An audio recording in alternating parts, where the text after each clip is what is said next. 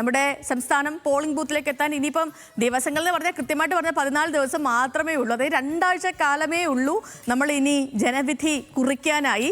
മാത്രമല്ല സംസ്ഥാനത്ത് കടുത്ത വേനൽ ചൂടാണ്, അതിനൊപ്പമാണ് ഈ തിരഞ്ഞെടുപ്പ് ചൂടും.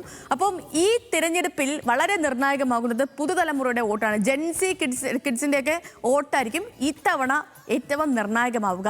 അങ്ങനെയാണെങ്കിൽ ഈ ജെൻസികൾ ആർക്കൊപ്പമായിരിക്കും എന്നാണ് ഇന്നത്തെ ക്യാമ്പസ് മാസ് അറിയാൻ ശ്രമിക്കുന്നത്. പാലക്കാട് വിക്ടോറിയ കോളേജിലാണ് ക്യാമ്പസ് മാസ്.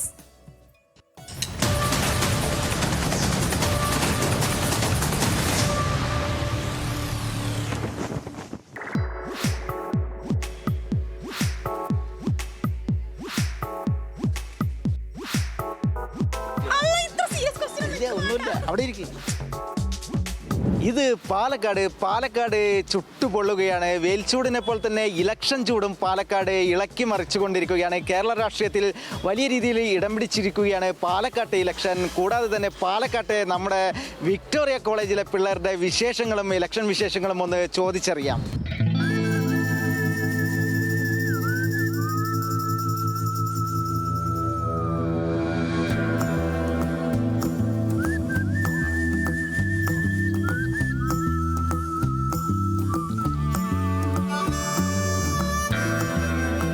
ഇപ്പോഴത്തെ ഭരണം കേരളത്തിൻ്റെ 10 വർഷമായി മുഖ്യമന്ത്രി പിണറായി വിജയൻ ഭരിക്കുന്നത്. എങ്ങനെ മുഖ്യമന്ത്രി ഇഷ്ടമാണ്? ഇഷ്ടമൊക്കെയാണ്, കുഴപ്പമൊന്നുമില്ല, നല്ല രീതിയിലാണ് പോയിക്കൊണ്ടിരിക്കുന്നത്. ഇപ്പോൾ ചെയ്യുന്ന വികസനം തുടർച്ചയായി പിന്നെയും ഇതേപോലെ തന്നെ കൊണ്ടുവരണം. അതിൽ തന്നെ വരികയാണെങ്കിൽ ഇപ്പോൾ 2 വട്ടം ഭരിച്ചല്ലോ, അപ്പോൾ ഒരു ചാൻസ് കൂടി കൊടുക്കണം എന്നാണ് എൻ്റെ അഭിപ്രായം.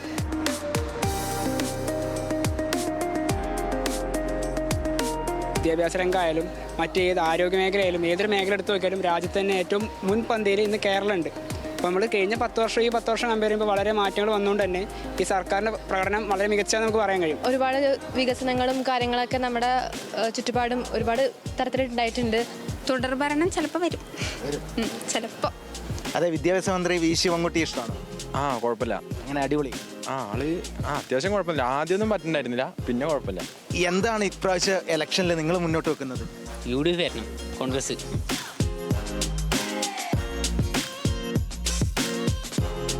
എന്താണ് ഇത്തവണ ട്രെൻഡ് മാറും? ഇത്തവണ നമുക്കറിയാലോ, കേരളത്തിൽ ആകെ ഒരു ട്രെൻഡ് ഓൾറെഡി വന്നു കഴിഞ്ഞിട്ടുണ്ട്. തദ്ദേശ തെരഞ്ഞെടുപ്പിലാണെങ്കിലും അതുപോലെ ലോക്സഭ ഇലക്ഷൻ കഴിഞ്ഞ മുതൽക്ക് നമുക്കറിയാം മത്സരിക്കുന്ന എല്ലാ ഇലക്ഷനുകളിലും UDFൻ്റെ ഒരു സർവാധിപത്യമാണ് കാണാൻ പോകുന്നത്. അപ്പോൾ എനിക്ക് തോന്നുന്നു ഇപ്പോഴത്തെ നിലവിലുള്ള ഗവൺമെൻറ്റിനെതിരെയുള്ള ഒരു കൃത്യമായിട്ടുള്ള ഒരു വിയോജിപ്പ് പ്രകടിപ്പിച്ചുകൊണ്ടുള്ള ഒരു ഇലക്ഷനാണ് ഇനി വരാൻ പോകുന്നത്. അയ്യപ്പൻ്റെ സ്വർണം കട്ട ഒരു ഗവൺമെൻറ്റിനെ ഇനി അധികാരത്തിൽ എത്തിക്കാനും മാത്രം മണ്ടന്മാരാണ് മലയാളികളെന്ന് ഞങ്ങൾ ആരും വിശ്വസിക്കുന്നില്ല. അയ്യപ്പൻ്റെ സ്വർണം കെട്ടവരാണ് മണ്ടന്മാരാണ് എന്നാണ് LDF പറയുന്നത്. നമുക്കറിയാം, ഇപ്പോൾ പറഞ്ഞു കഴിഞ്ഞ ഈ 10 വർഷത്തിൽ ഇടതുപക്ഷത്തിൻ്റെ നേട്ടങ്ങൾ, അല്ലെങ്കിൽ ഇടതുപക്ഷം കേരളത്തിൽ കൊണ്ടുവന്ന വികസന പ്രവർത്തനങ്ങൾ എല്ലാവരും കണ്ടവരാണ് കേരളത്തിലെ ജനങ്ങൾ എന്ന് പറയുന്നത്. അപ്പോൾ ഒരിക്കലും അതും തന്നെ പറയുകയാണ്, ട്രെൻഡ് ഒരിക്കലും മാറുകയൊന്നുമില്ല. ട്രെൻഡ് ഇനിയും LDFൻ്റെ കൂടെ തന്നെ ആയിരിക്കും, അല്ലെങ്കിൽ ഇടതുപക്ഷ മുന്നിൽ തന്നെ വീണ്ടും വരും എന്നുള്ള യാതൊരുവിധ സംശയവുമില്ല. പിന്നെ അയ്യപ്പൻ്റെ വിഷയം നമുക്കറിയാം, നിലവിൽ എത്ര കോൺഗ്രസ് നേതാക്കളാണ് അതിൻ്റെ കേസിൽ പങ്കാളിയായിട്ടുള്ളതെന്നുള്ളത് നമുക്ക് കൃത്യമായിട്ട് അറിയുന്ന കാര്യം തന്നെയാണ്. അത് കേരളത്തിലെ ജനങ്ങളെല്ലാം ഈ കാര്യം അറിയുന്നത് തന്നെയാണ്. കഴിഞ്ഞ 10 വർഷം കൊണ്ട് നമ്മുടെ ആരോഗ്യ മേഖലയിലായിക്കോട്ടെ, വിദ്യാഭ്യാസ മേഖലയിലായിക്കോട്ടെ, അങ്ങനെ സർവ്വ മേഖലയിൽ വന്ന മാറ്റം എന്താണെന്നുള്ള ബോധ്യം നമുക്ക് ഓരോരുത്തർക്കും, പ്രത്യേകിച്ച് വിദ്യാർത്ഥികൾക്കുണ്ട്.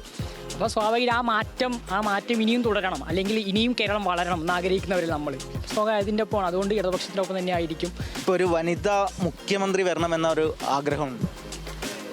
തീർച്ചയായും ആഗ്രഹമുണ്ട്. ചിലപ്പോൾ മേ ബി ഒരുപാട് മാറ്റങ്ങളും അതിലൂടെ വരാൻ സാധിക്കും എന്ന് വിശ്വസിക്കുന്നു. ശൈല ടീച്ചർ, അതേപോലെ വീണ ജോർജ്, അങ്ങനെയുള്ള വനിതകളൊക്കെ ഇനിയുള്ള ഭരണ സംവിധാനത്തിൽ വന്ന സ്ത്രീകൾക്കും അതിൻ്റെ തുല്യമായ ഇതെല്ലായിടത്തും കിട്ടുമെന്ന് വിശ്വസിക്കുന്നു.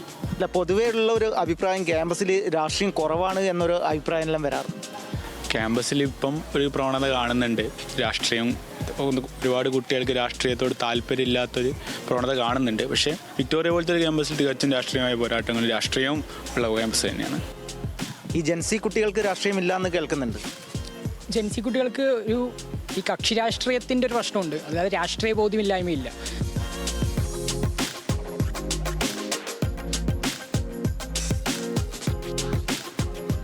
എന്തായാലും വിദ്യാർത്ഥികളും ഇത്തവണത്തെ രാഷ്ട്രീയ പോരാട്ടത്തിന് ഉറച്ചു നിൽക്കുന്നു എന്ന് തന്നെയാണ് നമുക്ക് വിക്ടോറിയയിലെ വിദ്യാർത്ഥികളുമായി ആശയവിനിമയം നടത്തിയപ്പോൾ വ്യക്തമാവുന്നത്.